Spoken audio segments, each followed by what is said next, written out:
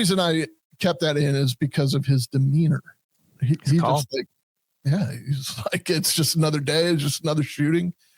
There's a point on his body cam where he takes a phone call, which I cut out, but he's like, no, that was a shooting last night. No. Yeah, I got a few details on it. Yeah, listen, I got my plate full right now. Can I call you back? And like this guy's blood pressure never really raised above 120/80. I have a lot of respect for this guy. That's the amazing thing about police officers, right? Like we watch this footage and we see him hammering the gas on this Ford and the siren. And everything's very, very exciting. This guy is just, like you said, 120/80. This is just another day in the life of a police officer. We're a minute out, Jake. Okay.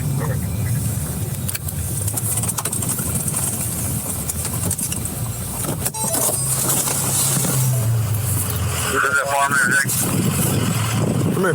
You're all right. All right. So if you'll notice, he's confronting the old man, the shooter. The old man had his hands raised up, like Cornholio. And he's just like, hey, you're all right. Come here. Just like, don't get that guy excited.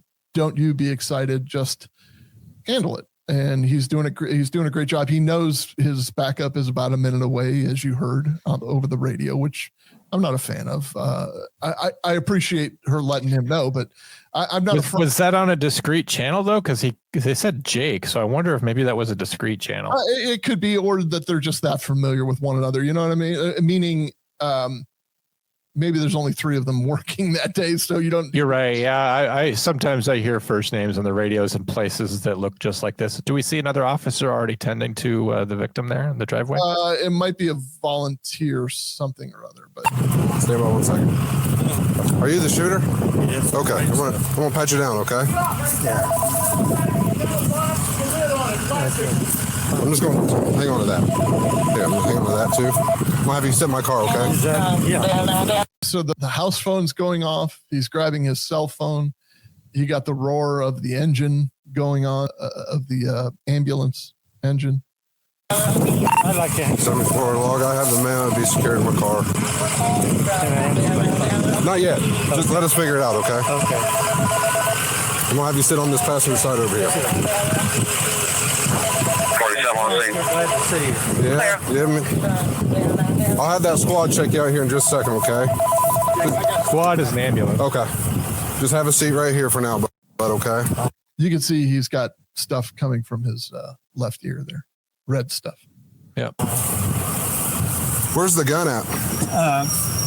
In the back door on a little stand there to the left of the door. Okay. 22 pistol. Okay. All right. Just have a seat.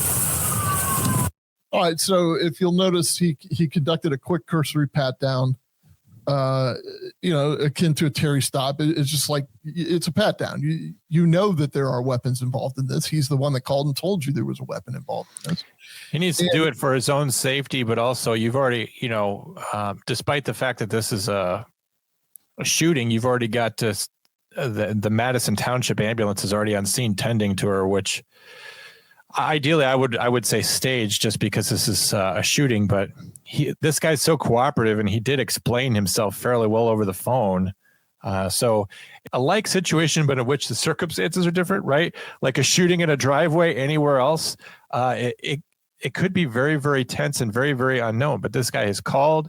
He's been very forthright. He's been saying what's going on, that he's been threatened and all this. Gave a lot of information to the dispatcher, willingly complying. Gun's right inside the back door, but I don't know if they want to get a search warrant. Yeah. All right, that was the sergeant that just walked up. She's like, look, she's got a gunshot wound to the sternum, one to the shoulder, one to each leg. And she's done for, yeah. Yeah, and he rightfully says, he said the gun's right on the inside of the door. I didn't go in there and get it though, because there's no reason to. This is what the slowdown that I always talk about. Like, okay, slow down. Everyone just slow down for a second. There's no immediacy. We need to, EMS is working on the patient. They're going to get the patient out of there. She's bad off right now. We got to get her to the hospital, and you're not going to drive her there quick enough. Someone's going to have to fly out here and get her. And they're in the heartland. I mean, basically. Hey, friends, I hope you enjoyed that clip. And if you did, leave us a comment. And if you didn't, leave us 2 comments. either way, you can go to our YouTube page at the Comm Center and see the full video. I hope you go there. I hope you become a member. If you want to follow along with everything we do, go to our website, which is thecommcenter.com.